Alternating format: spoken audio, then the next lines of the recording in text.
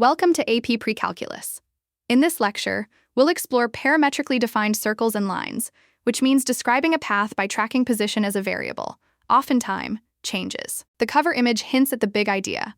Curves and straight paths can both be built from coordinates that move together. Next, we'll map out exactly what we'll cover. Here is the roadmap for this lesson. We are going to describe motion by tracking where a point is as an input, usually time, changes. Parametric motion means position changes as a parameter changes. Instead of one equation with x and y, we use two functions, x of t for the horizontal coordinate and y of t for the vertical coordinate. Our starting model is the unit circle. In words, x of t equals cosine of t, and I of t equals sine of t, and t runs from 0 to 2 pi, which traces one full trip around the circle. The unit circle matters because it is the cleanest circular path. Once you understand this model, shifting and scaling it lets you create circles with different centers and different radii. Then we build outward. We will transform circular paths, parametrize line segments between 2 points, and learn how to read domain, orientation, and speed from the formulas. These 3 questions will guide almost everything we do. Where is the point? Which way is it moving? And how fast is it moving? That is the core of interpreting a parametrization. Keep that roadmap in mind, because next we will tighten up the vocabulary for position, parameter, domain, and orientation before we start building equations. Before we build circles and line segments, let's refresh the basic idea. A moving point can have its position controlled by one input. A parametric curve means the position comes from 2 functions. One function gives the x-coordinate, and another function gives the y-coordinate, but both use the same input. We write this as x equals x of t and y equals y of t. That means for each allowed value of t, you calculate an x value and a y value to locate one point. The parameter t is the input that controls the motion. It often represents time, but it can be any ordered input, as long as increasing tells us what comes next. The domain of t tells you which positions actually appear. If you change the domain, you may trace only part of a curve instead of the whole thing. So the graph is not just an xy equation by itself. It is the set of ordered pairs x of t, I of t, for all t values in the stated domain. Orientation means the direction the point moves as t increases. 2 parametrizations can draw the same shape, but move around it in different directions. Keep those 4 ideas in mind: 2 coordinate functions, a parameter, a domain, and an orientation. Next, we'll use them on the most familiar circular path. A very important parametric model starts with the unit circle. We let the parameter t act like time, and the point's position is controlled by 2 functions, one for x and one for y. The standard counterclockwise unit circle is x of t equals cosine of t and y of t equals sine of t. That means the x-coordinate comes from cosine, and the y-coordinate comes from sine, using the same input t. This table shows the familiar unit circle checkpoints. At t equals 0, the point is 1, 0. At pi over 2, it is 0, 1. Then it continues around through pi and 3 pi over 2. As t increases from 0 to 2 pi, the point completes one full revolution counterclockwise. Counterclockwise means it moves from the positive x-axis up toward the positive y-axis first. Notice that t equals 2 pi brings the point back to 1, 0. So the starting point and ending point match after one complete trip around the circle. The identity cosine squared of t plus sine squared of t equals 1 confirms that every point stays on the unit circle. Since x is cosine of t and y is sine of t, this is the same as saying x squared plus I squared equals 1. Now check the idea for yourself. Which parametrization starts at 1, 0, stays on the unit circle, and moves counterclockwise? Use the starting point, the radius, and the direction of motion to decide.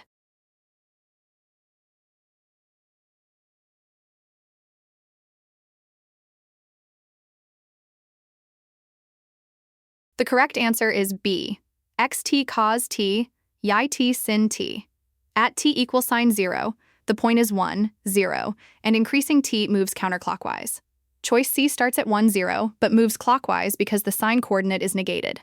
Keep this model in mind. Cosine for x, sine for y, and t moving from 0 to 2 pi gives one counterclockwise lap. Next, you'll get to see that motion update dynamically. Let's make the unit circle model move. At t equals 0, the point starts at 1, 0, because cosine gives the x-coordinate and sine gives the y-coordinate. Now watch the parameter, t, act like the input that drives the motion. As t increases from 0 to pi over 2 to pi, the point moves counterclockwise, and the live readouts match the point's coordinates. When t keeps going to 2 pi, the point returns to 1, 0, but it did not stand still. The trail shows one complete counterclockwise trip around the circle. After this, you will be ready to change the circle itself. The unit circle model becomes much more useful when we can move it and resize it. This formula is the general parametric model for a circle with any center and any radius. Read it as x of t equals h plus r times cosine of t, and y of t equals k plus r times sine of t. The cosine and sine still create circular motion, but now h, k, and r transform that basic circle. The values h and k are translations, meaning shifts.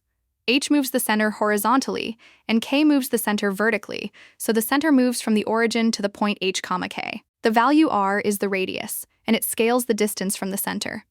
That means every point stays r units away from the center, so the shape stays a circle instead of stretching into something else. In the picture, look for two changes. First, the circle is shifted to a new center, and then its size is controlled by the radius.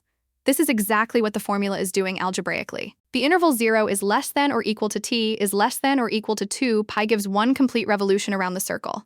If you use a smaller interval for t, you trace only an arc, which is part of the circle. So the whole idea is h and k move the center, r sets the size, and the t interval controls how much of the circle gets traced.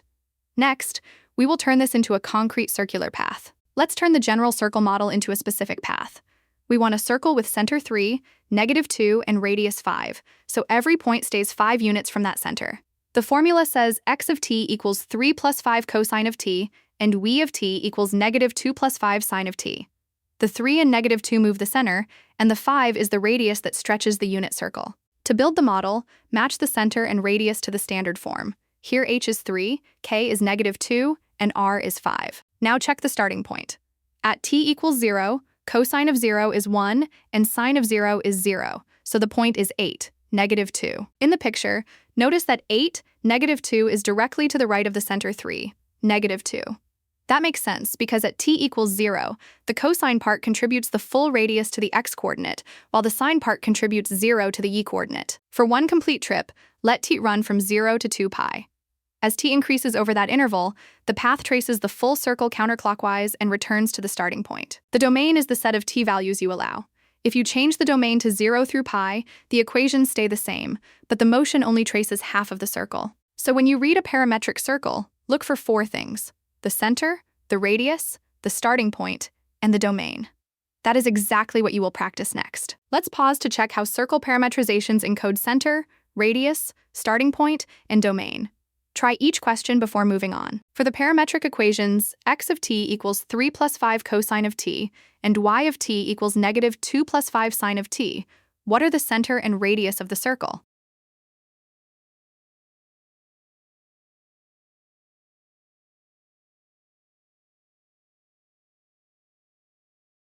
The standard form xthr cos t, itkr sin t has center hk and radius r. Here, h equals sine 3, k equals sine 2, and r equals sine 5, so the center is 3 minus 2 and the radius is 5. Choice B is tempting if you switch the signs of the translations, but the center uses the values added to the cosine and sine terms. A circle is described by x of t equals -2 plus 6 cosine of t, and y of t equals 3 plus 6 sine of t. What point is traced when t equals 0?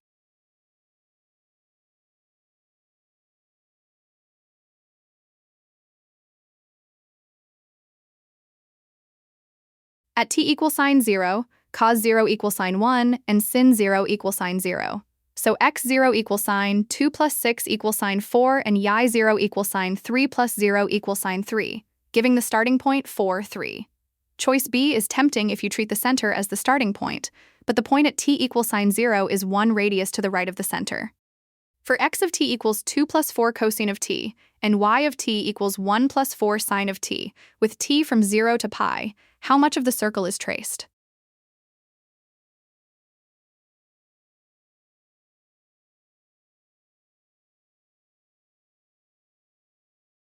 As t runs from 0 to pi, the unit circle point moves from the rightmost point through the top to the leftmost point.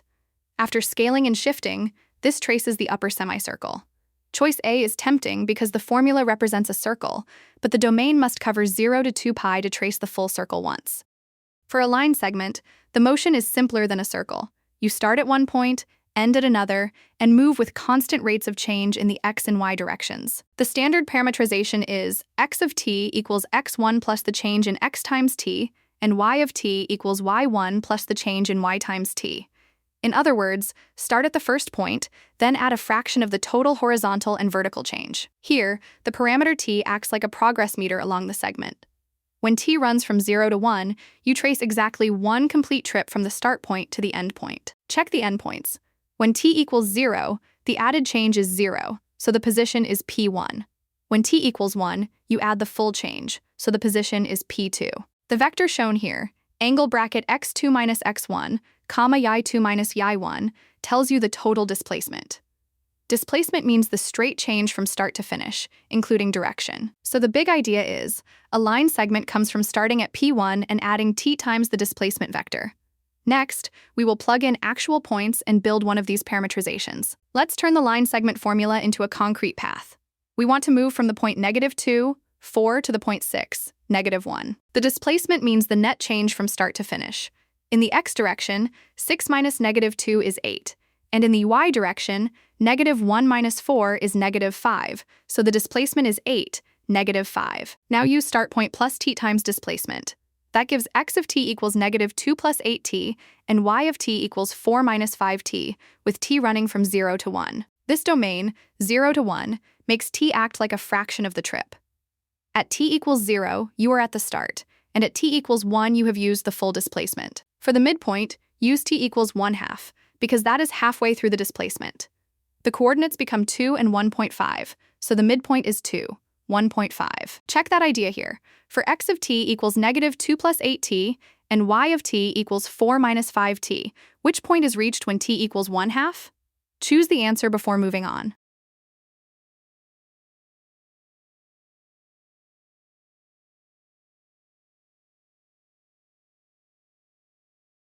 At frac 12, x equals sine 2 plus 8 frac 12 equals sine 2 and y equals 4 minus 5 frac 12 equals sine 1.5.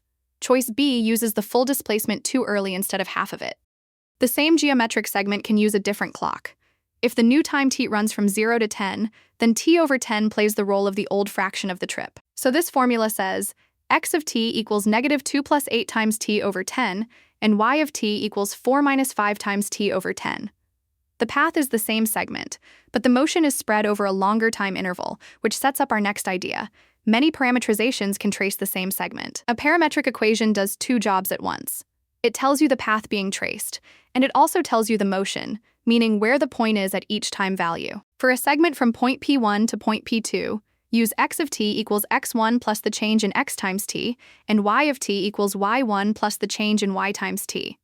The starting coordinates are x1 and y1, and the expressions x2 minus x1 and y2 minus y1 give the horizontal and vertical displacement. When t runs from 0 to 1, this formula moves from P1 to P2.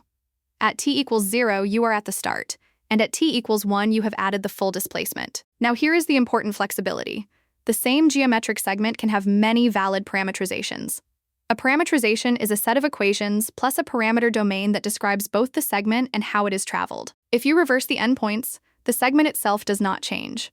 What changes is the orientation, which means the direction the point travels along the segment. If you change the parameter interval, like using 0 to 10 instead of 0 to 1, the traced segment can still be the same.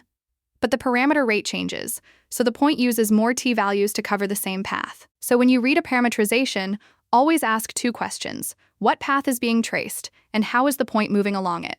Next, you will get to explore that motion directly. A line segment parametrization starts with a beginning point, then adds a scaled displacement. Here, displacement means the horizontal and vertical change needed to get from P1 to P2. Now watch what happens when the endpoints move. The graph and the equations update together, because both are controlled by the same start point and end point. Next, change the time interval from 0 to 1 into 0 to 10. The segment itself stays the same, but the same total displacement is spread over more time, so the motion rate with respect to t changes. Try dragging the points and switching the domain yourself before moving on. When you choose a parametric model, do not trust the picture by itself. Use the motion clue. Is the point staying a fixed distance from a center, or is it moving at constant coordinate rates? For circular motion, use sine and cosine. In words, x is the center x-coordinate plus the radius times cosine of t, and y is the center y-coordinate plus the radius times sine of t, so the distance from the center stays constant. For straight-line segment motion, use linear functions.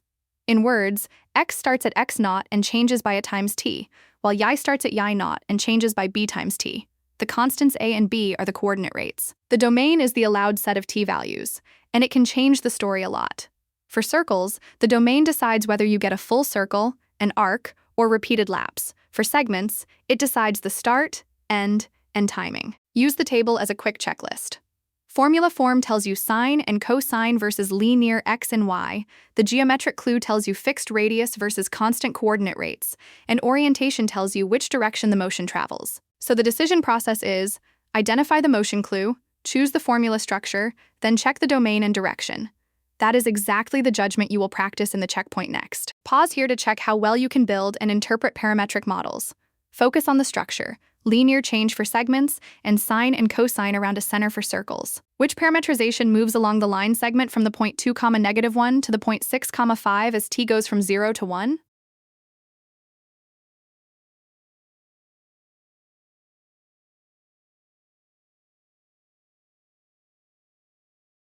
The displacement from 2 - 1 to 6, 5 is 4, 6. So linear interpolation gives x equals 2 plus 4t and y equals sine 1 plus 6t for 0 latile 1. Choice B is tempting because it uses the same numbers, but it swaps the horizontal and vertical changes. Which parametrization represents a circle centered at 3, -2 with radius 5?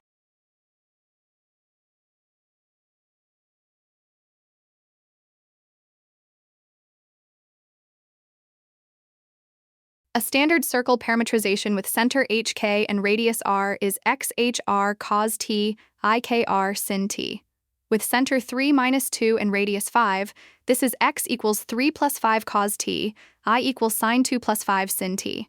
Choice C is tempting because it uses 25, but the coefficient of sine and cosine is the radius, not the radius squared. For x equals 1 plus 3 cosine t and y equals 4 plus 3 sine t, with t from 0 to 2 pi, which statement correctly describes the motion?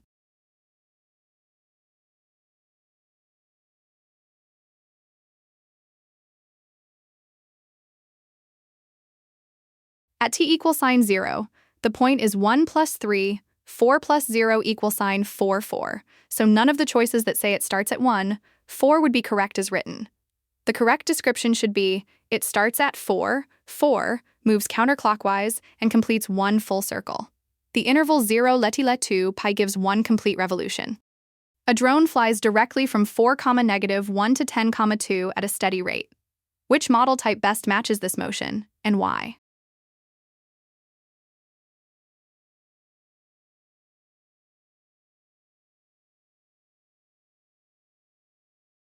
Direct steady motion along a segment is modeled by linear change in both coordinates.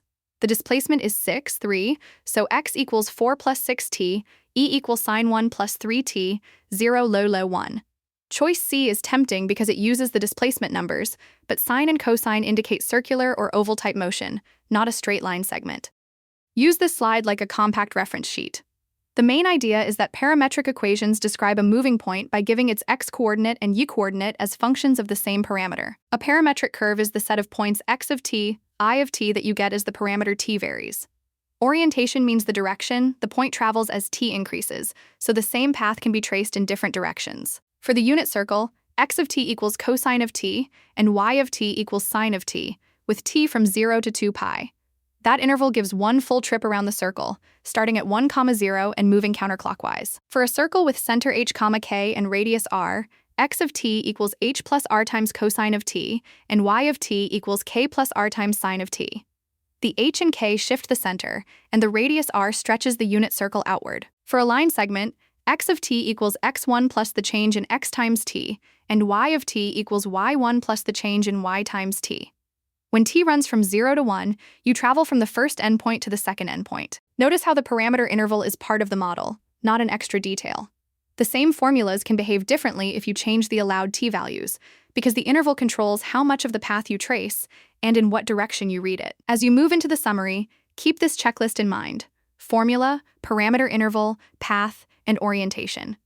Those 4 pieces tell the full story of a parametric model. To wrap up, connect the formulas from the reference sheet to the big idea.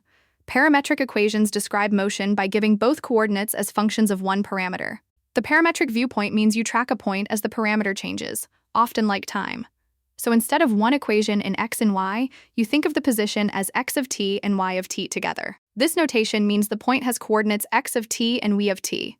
As t changes, the point moves, and the domain tells you which part of the motion actually happens. For circles, the core model is the unit circle.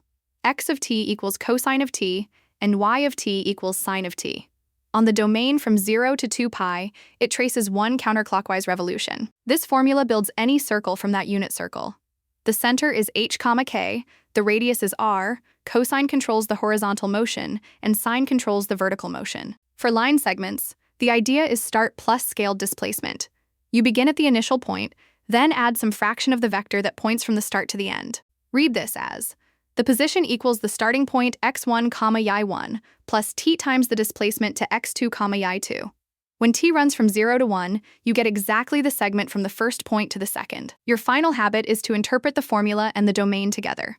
The formula gives the shape, while the domain helps determine the path, the orientation, and the timing. Nice work building a full parametric toolkit for circles and lines.